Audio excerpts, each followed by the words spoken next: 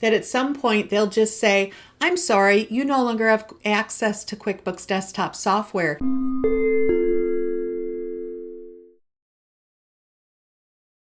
When should I upgrade to the latest version of QuickBooks? That is a fabulous question. So what we're talking about, folks, is QuickBooks Desktop, because QuickBooks Online, you don't get a choice. They just upgrade you whenever they want, whether you like it or not. With QuickBooks Desktop, we do have a choice of when we upgrade, but what you need to know is the new user agreements that Intuit is pushing out say if you don't keep your database upgraded to the latest version of the software, they can take your software away. So they're basically going to say, if you stay in QuickBooks 2022 and you never get up to 3/24/25, that at some point they'll just say, I'm sorry, you no longer have access to QuickBooks Desktop software, and you're kicked out.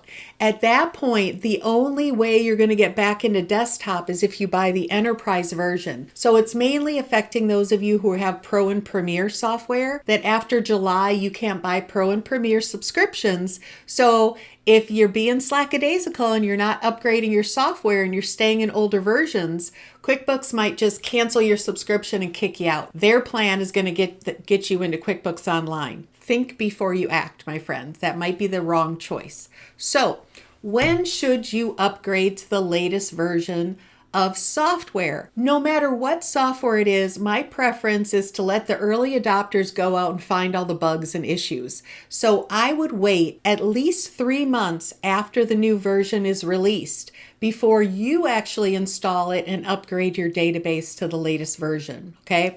At least 3 months. I would push it to 6 months if Intuit doesn't stop us, because they push out software with bugs and issues, and it's nice when someone else can report it and get it fixed before we take it. So that is the answer to the question of when should we upgrade. The answer is annually. You should be upgrading to a new version to stay up to date. But you don't have to do it right when they release the new version, which is usually August, September. So, maybe you wait until after year-end close is done.